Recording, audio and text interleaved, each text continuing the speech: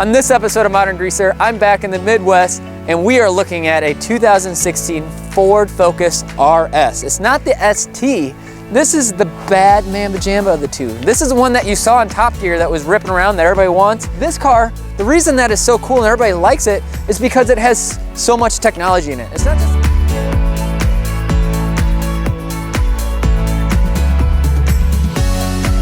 So what makes these cars so great is that this car has 350 horsepower and 350 pounds of torque. That is a lot in this small package. If you talk about horsepower to weight ratios, this one has the total package, and it has technology to apply that horsepower and apply that torque to the ground, get traction, and move. This car weighs 3,434 pounds. Ford Focus came out with two models, the ST and the RS. So what's the difference between the two?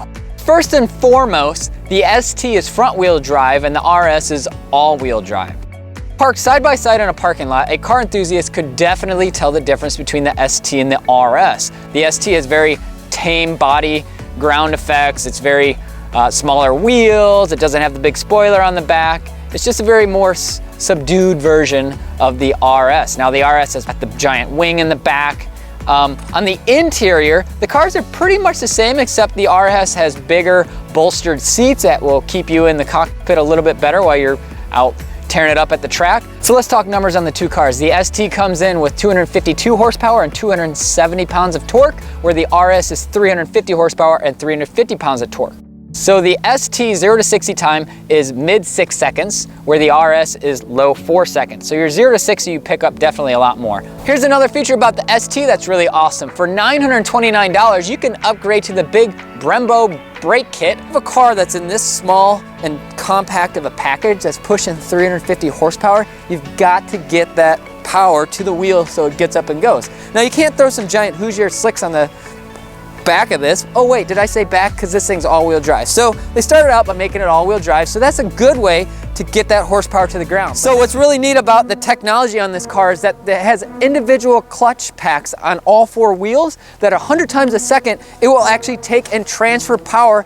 Where there's a wheel slipping, it'll remove power, it'll add more power to the other ones, and it'll go back and forth, so this thing will launch and go. And in the owner's manual, this car actually has a launch mode where you rev it up to 5,000 RPMs and dump the clutch and go. I think it's 5,000. So in the owner's manual, you can actually read about how you get in the car, rev it up and dump the clutch. Hey, I did that in a 73 LTD once and I blew out the rear end, but Ford engineered this so it doesn't blow parts apart. This thing tells you, well, let the clutch go as fast as you can and rev that sucker up over 5 grand and you're good to go. Okay, so not only does the owner's manual tell you how to launch the thing and use the launch control and just dump the clutch, but it tells you in the owner's manual how to drive this thing on the track. And it's got a warranty on it.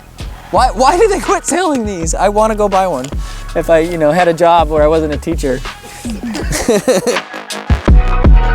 So if you've seen this car on Top Gear, you know that they tested the BMWs, McLarens, all the fancy Porsches, and all the wonderful cars that I can't afford.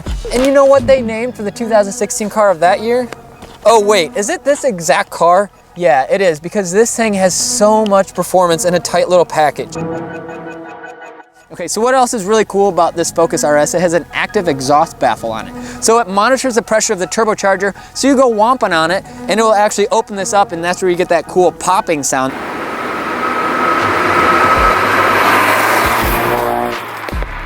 that you hear when it goes pop, pop, pop. So that is really neat that the car's actually monitoring itself on all kinds of different levels, and this is one of them right here. Okay, so not only does this car have all kinds of technology that will transfer the power and get this thing ripping and roaring, it actually has brake cooling ducts, so you can actually take this car and it's functional on a track. So this is a 2.3 liter 4-cylinder that is turbocharged and intercooled and has an oil cooler because this car is track ready. 2018 is the last year as the Ford Focus. Ford announced they're only going to sell 1,000 of these hot hatchbacks here in the United States and only 500 in Canada. Those are some very small numbers. 1,500, and we have to share them with Canada? Only 1,000 for us? We're selfish, that's terrible. Now with these small numbers, Ford only sold these two cars in 2 colors, nitrous blue and race red. I didn't realize that the Focus was discontinued. So since they don't make it anymore, there's only a finite number out there, especially in 2018, they only released 1,000 of them in 2 colors. And somebody gets an accident tomorrow, somebody gets one stolen or gets in a flood or whatnot, that number is just gonna steadily decrease from here on out. So if you want one of these, now's the time. I'm right on that. So this car has different drive modes on it. So the first one is normal, obviously. The next one is sport. All right, so right now the car's in sport mode, which actually tightens up the electronic suspension on it so it's tighter. The next mode that we have is track mode. So track mode is a little different. It tightens up the suspension, it puts the full power to the car, and removes all stability control. So there's no traction control.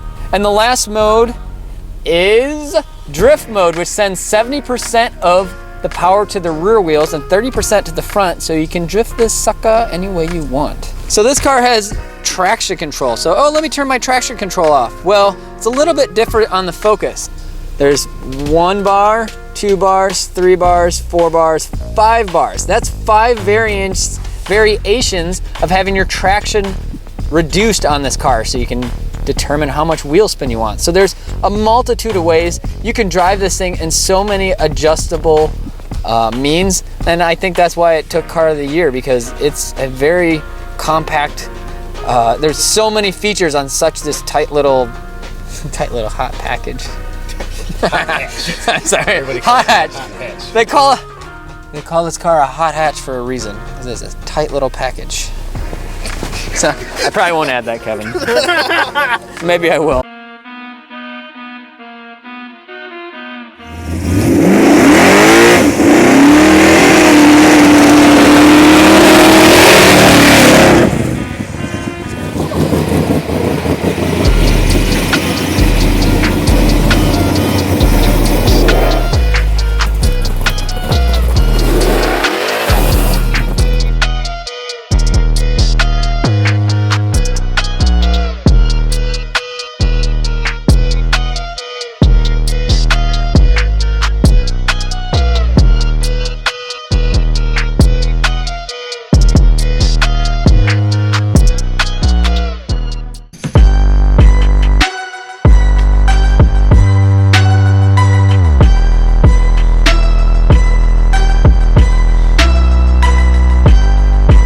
Ving, ving, ving, ving.